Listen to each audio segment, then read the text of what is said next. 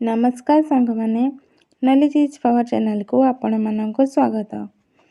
संसार नियम बड़ विचित्र, जहाँ थरे नुआ हुई आसे सब बेले नुआ हुई रहे नहीं।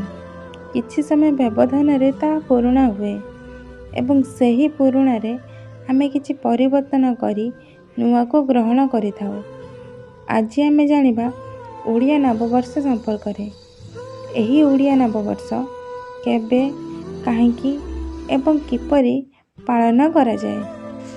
पाश्चात्य सभ्यतार प्रभाव रे आमे प्रतिवर्ष जनवरी 1 तारिख को नुआ वर्ष रूपे पालन करिथाउ, किंतु हिंदू धर्म अनुसार विषुव संक्रांति ही नूतन वर्षर शुभारंभ होइथाए। ओडिया जातिर पुरातन परंपरा अनुजाई सूर्य गतिर गतिपथ अनुजाई ओडिया मासर गणना करा जाइथाए। सूर्य मासर गणना संक्रांति ठारू आरंभ होइथाए एवं चंद्र मासर गणना पूर्णमी ठारू आरंभ होइथाए।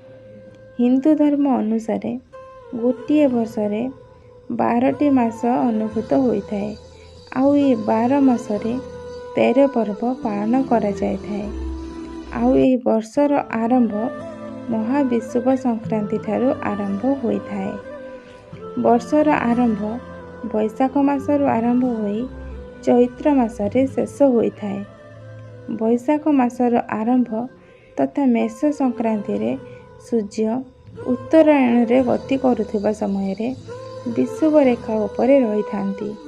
तेणु एही दिनटी को महाविषुव संक्रांति बोली कहा जाए। एही दिनटी को हिंदू धर्म रे ओडिया माने नववर्ष रूपे पालन करिथांती। वर्ष आरंभ होउथिबारु ओडिया परिवार रे देवादेवी मानक ठारे स्वतंत्र पूजा भोग होम आदि करा जाइथाए। एही समय रे सूर्यंक किरण वृद्धि पाइबा सह हजम शक्ति मध्य वृद्धि पाइथाए। देह रे अत्यधिक ताप शक्ति सम व्यवस्था को आनिबा पई पणा पानर व्यवस्था मध्य अछि। तेणु महाविषुव संक्रांति दिन रे विभिन्न देवादेवी मंदिर मानकरे छतु और पणा भोगर विधि रही। एही दिन साई पड़िशा बंधुबांधव और ब्राह्मण मानकु पणा दिया जाए। तेणु एही दिन को पणा संक्रांति बोली कहा जाइथाए। पणा संक्रांति दिन ठारू रास्ता कड़े पथिक मानकर तृष्णा निवारण पाई जलछत्र खोला जाइथाए। एहा सहित वृक्ष मूलरे जलदानर प्रथा आम समाज रे प्रचलित। सेथिपाई ही परिवार रे चौरा रे पूजा पाउथबा तुलसी वृक्ष उपरे छामुड़िया करी घड़ी रे जल रखी तार निम्न अंश रे सरू कणा करी सूक्ष्म धार रे जलदान करा जाइथाए। एही संक्रांति परठारू वृक्ष जगत एवं जीव जगत को जल प्रदान करा जाउथिबारु एही संक्रांतिर अन्य नाम जल संक्रांति बोली कहा जाए। एही संक्रांति परठारू वायुर गति मध्य प्रखर हुए। उभय अग्नि और वायुक प्रकोपर रक्षा पाइबा पई एही समय रे हनुमान जयंती पालन करा जाइथाए। एही दिन पवित्र झामु व्रतर उद्यापन करा जाए। जो माने एही व्रत पालन करती तांको पाटुआ बोली कहा जाए। व्रत उद्यापन दिन व्रतधारी कंटा बा जलंता अग्नि रे चलती। ओडिशार अनेक अंचल रे एही व्रत उपलक्षे यात्रा हुए। एहाको झामु बा पाटुआ यात्रा बोली कहती। आसंतु एबे जानिबा महाविषुव संक्रांति किपरि पालन करा जाए। एही दिन एक छोट माठिया रे पणा रखी तुलसी चौरा मूलरे बांधी दिया जाए।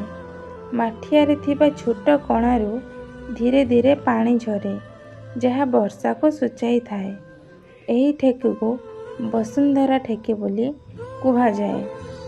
छतुआ दही गुड़ कदली और नड़िया को मिसाई तुलसी चौरा पाखरे पणा तैयारी करी भोग लगा जाए। बेल पणारे ବଟା ଭାଙ୍ଗ ମିଶାଇ ଭାଙ୍ଗପଣା ମଧ୍ୟ ପ୍ରସ୍ତୁତ କରି ସେବନ କରାଯାଇଥାଏ। ଚଣ୍ଡୀ, ସାରଳା, ବିରଜା ଆଦି ଠାକୁରାଣୀଙ୍କ ମନ୍ଦିରମାନଙ୍କରେ ଏହି ଦିନ ଝାମୁଯାତ ପାଳନ କରାଯାଏ। ଘଣ୍ଟ ପାଟୁଆମାନେ ଘଣ୍ଟ ମୁଣ୍ଡେଇ କାଠଗୁଡ଼ ପିନ୍ଧି ଠାକୁରାଣୀ ମନ୍ଦିର ଆଗରେ ନିଆଁ ଉପରେ ଚାଲିବାର ପ୍ରଥା ରହିଛି। ଦକ୍ଷିଣ ଓଡ଼ିଶାରେ ମାସାଧିକ କାଳ ଧରି ଚାଲିଥିବା ଦଣ୍ଡନାଟର ଅଂଶ ଭାବେ ଏହି ଦିନ ମେରୁଯାତ ପାଳନ କରାଯାଏ। ଲୋକେ ବେଲପଣା ଓ ଛତୁଆ ସର ଖାଇକି ଏହି ବ୍ରତ ପାଳନ କରନ୍ତି। ଏହା ଥିଲା ପଣା ସଂକ୍ରାନ୍ତିର ବିଶେଷତ୍ୱ ଏବଂ ଏହାକୁ କିପରି ପାଳନ କରାଯାଏ ତାହାର ପାଳନ ବିଧି।